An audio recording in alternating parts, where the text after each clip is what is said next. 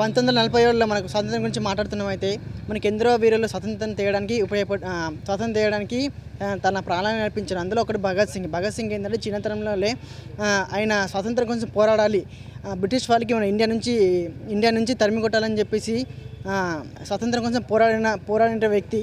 ఆయన స్వాతంత్రం కూడా ఎన్నడూ పోరాడిందంటే అసలు అసెంబ్లీలో మన వర్గాల మీద జరుగుతున్న అత్యాచారాలు, బ్రిటిష్ వాళ్ళు తెరుస్తున్న దోపుడు దాడులకు వ్యతిరేకంగా అసెంబ్లీలో బాంబు వేసి ఇక్కడ నుంచి వెళ్ళిపోండి అని చెప్పేసి చెప్పడం జరిగింది. దాంతోపాటు చిన్నతనంలో ఆయన పొలంలో ఏదో చెట్లు నాటితే తుపాకాయలు కాస్తాయి, దాంతో మేము దేశానికి స్వతంత్రం తేయడానికి ఉపయోగపడుతుందని చెప్పేసి చెప్పడం జరిగింది. దాంతోపాటు బ్రిటిష్ వారికి వ్యతిరేకంగా చాలా పోరాటాలు జరిగింది. ఆయన స్థాపించిన సంస్థలు, విద్య కోసం పోరాటంగాలు, ప్రజలకి చైతన్యం చేపడం కానీ, ఎట్లా మనము భారతదేశంలో ఎట్లా బ్రిటిష్ వారు ఎట్లా చూపబడుతున్నాడు, ఎట్లా మనల్ని దోచుకోవాలని చెప్పేసి దానిపైన అవగాహన కల్పించి ఎన్నో మార్గాల ద్వారా ప్రజలను చైతన్యం కల్పించడం జరిగింది.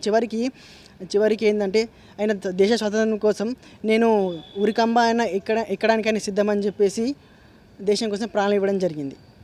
బ్రిటిష్ సామ్రాజ్యవాదం దేశమైనటువంటి బ్రిటిష్ వారు భారతదేశానికి సుగంధ ద్రవ్యాల గురించి అని చెప్పి మన దేశానికి రావడం జరిగింది. ముఖ్యంగా ఈస్ట్ ఇండియా అని చెప్పి ఒక కంపెనీ పేరుతోటి భారతదేశంలోకి చొరబడి ఇక్కడ మన దేశం అనేది ముక్కలుగా రాజ్యాలుగా పడినటువంటి ప్రాంతాన్నిటి కూడా ఏకం చేసి వాళ్ళు దాదాపు 200 సంవత్సరాల వరకు కూడా మన దేశాన్ని పరిపాలించడం జరిగింది.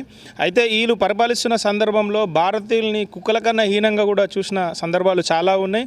వీటన్నిటినీ కూడా సమాజంలో ఉన్నటువంటి చదువుకున్న వ్యక్తులు, ఇతర సామాజిక కార్యకర్తలందరూ కూడా గమనిస్తూ వీరు మన దేశాన్ని పాలించాల్సిన అవసరం ఏముంది, మన దేశం స్వాతంత్రంగా ఉండాలని చెప్పి వాళ్ళు భావించి అనేక మంది, గాంధీజీ కానీ, సుభాష్ చంద్రబోస్ కానీ, భగత్ సింగ్ కానీ, రాణి లక్ష్మీబాయి కానీ, ఇట్లా అనేక ప్రాంతాల్లో వారు యుద్ధాలు అంటే బ్రిటిష్ వారికి వ్యతిరేకంగా పోరాడినటువంటి సందర్భాలు ఉన్నా కానీ వారందరినీ కూడా అణచివేయడం జరిగింది.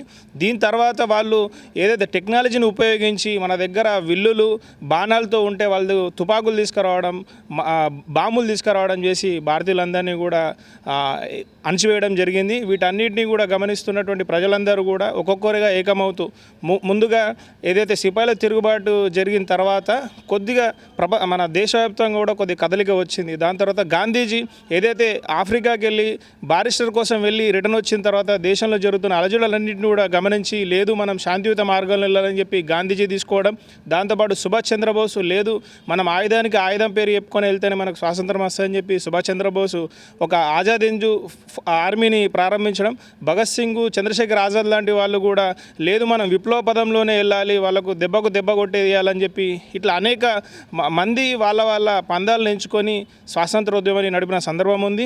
ఈ స్వాతంత్రం రావడానికి ముఖ్య కారణం వీళ్ళందరితో పాటు ప్రపంచవ్యాప్తంగా జరిగిన పరిణామాలు కూడా మన స్వాతంత్రం రావడానికి ముఖ్య కారణం పోషించినాయి. అందులో ఏదైతే రెండో ప్రపంచ యుద్ధం సంబంధించి కూడా ఈ ఇంగ్లాండ్ సంబంధించినటువంటి రాణి ఏదైతే దేశం ఉందో వాళ్ళు కూడా ఇందులో భాగస్వాములు అవ్వడం, దాంట్లో ఇండియన్స్ని కూడా మనల్ని భాగస్వాములు చేయడం వల్ల కూడా అక్కడ అనేక ఆర్మీ సంబంధించి కానీ వాళ్ళ ఆధిపత్యాన్ని కోల్పోయిన సందర్భంలోనే ఇక్కడ క్విట్ ఇండియా యుద్ధం అని చెప్పి ప్రారంభించడము గాంధీజీ నేతృత్వంలో ఇలా అనేక పోరాటాలు కారణంగానే ఈరోజు 1947 15th ఆగస్టున మనకు స్వాతంత్రం అనేది రావడం జరిగింది.